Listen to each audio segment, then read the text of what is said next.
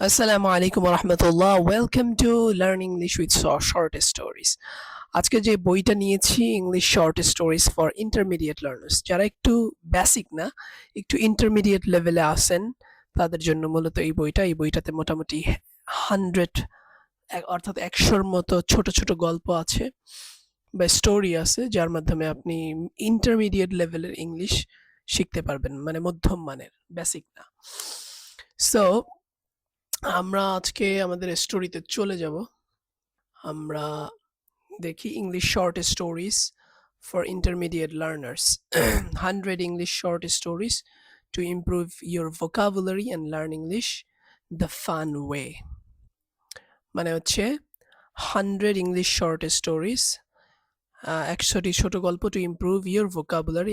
এর মাধ্যমে আপনার ভোকাবুলারি অনেক ভালো হবে and learn English the fun way, অর্থাৎ আপনি ফান ওয়েতে ইংরেজি শিখবেন। যদি আপনারা চান তাহলে আমি হয়তো 100 স্টোরি কভার করতে পারবো। আমরা আগে দেখি প্রথম স্টোরিটা।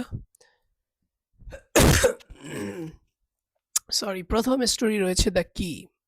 দ্য কি মানে আমরা সবাই জানি, দ্য কি মানে হচ্ছে কি চাবি। চাবি বা যেহেতু দা আছে চাবিটি বা চাবিটা বলা যায়। প্রথমেই রয়েছে I am too late, I am late today. I am late today এর মানে হচ্ছে আমার আজকে দেরি হয়ে গেছে। আই এম লেট টুডে অর্থাৎ আমার আজকে দেরি হয়ে গেছে। And I have to leave for work very quickly. এবং আমার আজকে কি করতে হবে? আই হ্যাভ টু লিভ, আমাকে যেতে হবে বা ত্যাগ করতে হবে। মানে তিনি বুঝাচ্ছেন যে তার বাসা ত্যাগ করতে হবে। আই হ্যাভ টু লিভ, আমাকে যেতে হবে।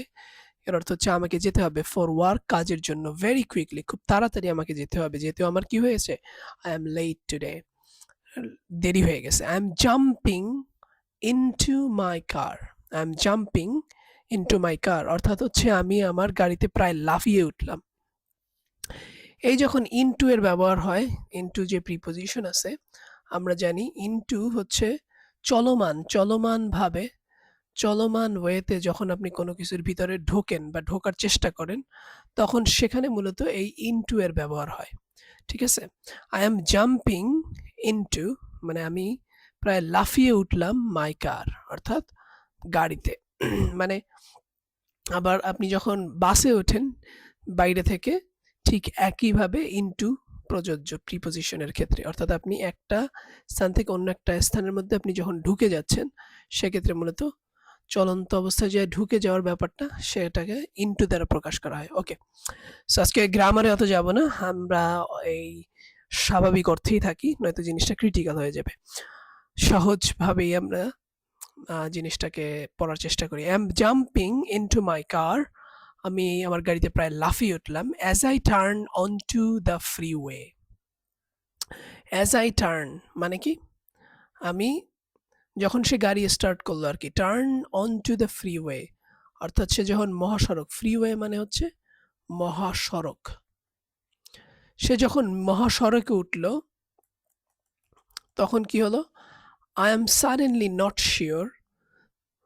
এটা কিন্তু আমরা যেইভাবে ইংরেজি পড়ি কিছুটা ব্যতিক্রম, যেহেতু এটা ইউরোপিয়ান যে বই তারা বানিয়েছে। আমরা নর্মালি কি লিখতাম যে আমি I am when I run my car into the road or something like that, I'm suddenly forget, I am suddenly remember about my key or something.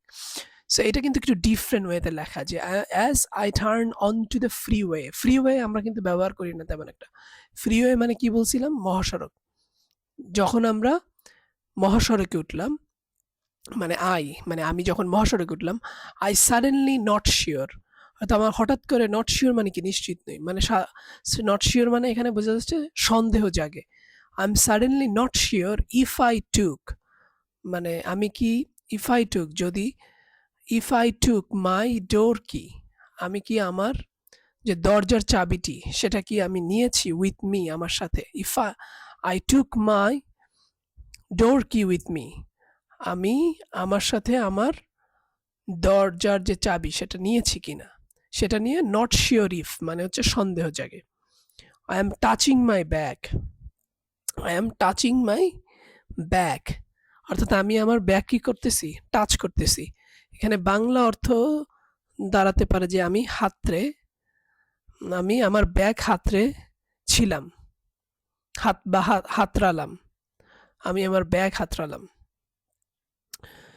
My God, I forgot my key, হে আমার আল্লাহ, ও মোর খোদা, my God, I forgot my key, I forgot my কি মানে কি, এখানে আই ফরগট আমি ভুলে গেছি, মাই কি মানে মানে চাবি, এখানে বুঝাচ্ছে যে আমি আমার চাবি আনতে ভুলে গিয়েছি। আই ফরগট মাই কি, মাই গড, আমি আমার চাবি আনতে ভুলে গিয়েছি। আই সে আমি বললাম এ লাউড, অর্থাৎ খুবই জোরে সরে আমি বলে উঠলাম, মাই God I forgot my key, হে আমার খোদা, আমি আমার চাবি আনতে ভুলে গেছি। এন্ড দেন কি আছে, I make a you turn, আমি আমার যে গাড়ি আছে সেটা ইউ টার্ন করালাম, মানে একদম ইউ টার্ন মানে কি 180 ডিগ্রি বাঁকানো, একদম পুরোপুরি বাঁকায়া কি করলাম যে and drive back, অর্থাৎ যেই রাস্তা দিয়ে সে আসছিল, drive back as fast I can, আমি সেই ড্রাইভ ব্যাক মানে পুনরায় পিছন দিকে চালালাম, as fast as I can, অর্থাৎ যত দ্রুত সম্ভব আমি পিছনের দিকে গাড়ি আবার চালিয়ে ফিরে আসলাম। আই পার্ক মাই কার, আমি আমার গাড়ি রাখলাম বা পার্কিং করলাম, right in front of my door, মানে ঠিক, রাইট মানে হচ্ছে ঠিক, in front of my door, in front মানে হচ্ছে সামনে, right in front of my door, অর্থাৎ আমার একদম দরজার সামনে আমি আমার গাড়ি পার্ক করলাম। অলদো মানে কি, অলদো মানে হচ্ছে যদিও, অলদো মানে যদিও, ইটস নট নর্মালি, এটা সাধারণত নয়, where one is allowed to park, অর্থাৎ সাধারণত আপনি এটা অ্যালাউড না, হোয়ার যেখানে, one is allowed to park, অর্থাৎ যেখানে একজন লোক তার গাড়ি পার্ক করতে পারে, এটা সাধারণত অ্যালাউ না। অর টু স্টপ এ কার, অথবা এখানে গাড়ি থামানো অ্যালাউড না আপনার দরজার সামনে। ওকে, এটা হয়তো ইউরোপিয়ান রুল, আমাদের দেশের না, আমরা যেখানে সেখানে থামাইতে পারি।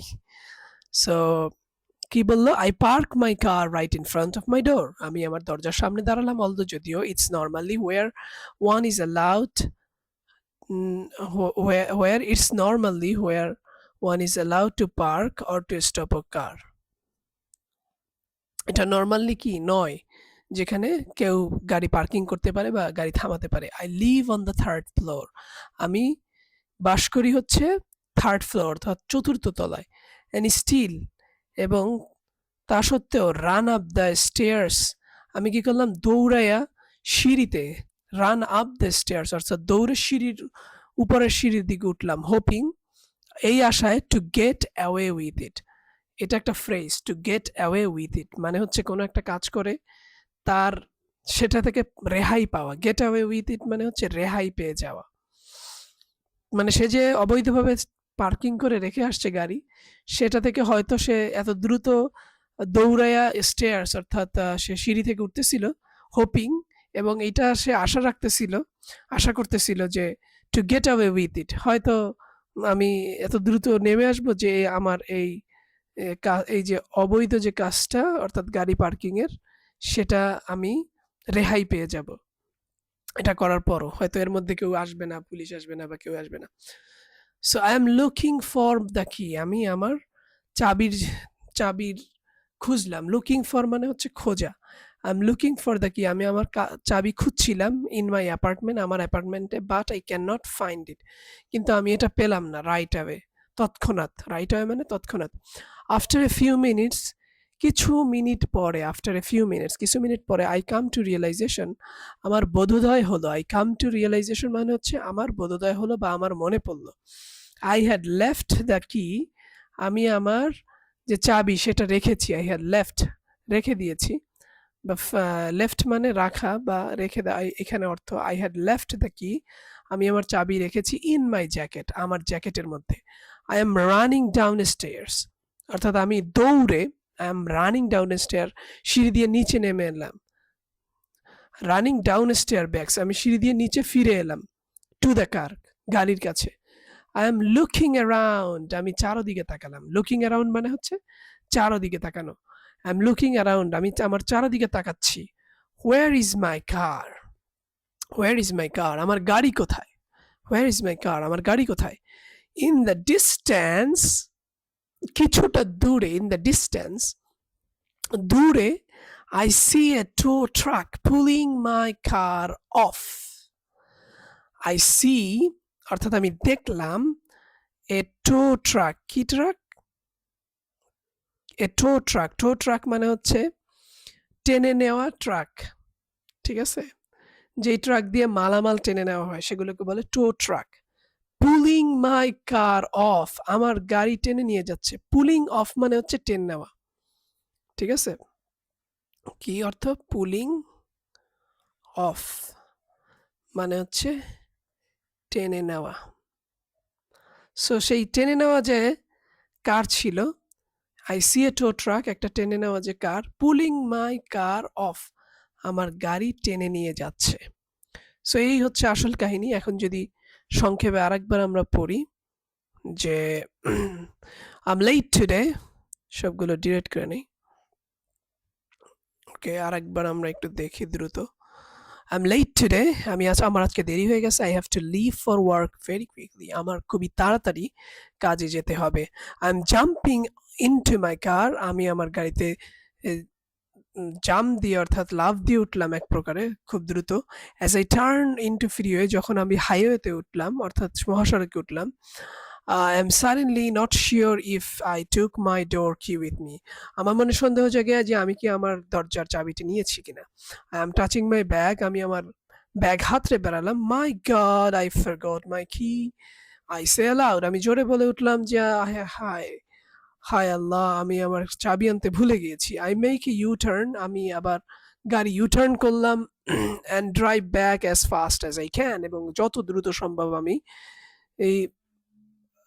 গাড়ি চালিয়ে চলে আসলাম, ফিরে আসলাম। I park my car right in front of my door, আমি আমার গাড়িটি দরজার সামনে রাখলাম। Although it's not normally, যদিও এটা নরমালি নয়, where one is allowed to park, যেখানে একজন মানুষ পার্ক করতে পারে, or to stop a car, অথবা থামাতে পারে। I live on the third floor, আমি চতুর্থ তলায় থাকি, and still run up the stairs hoping to get away with it. তারপর আমি দৌড়ে উঠলাম যাতে করে আমি এই শাস্তি থেকে রেহাই পেতে পারি।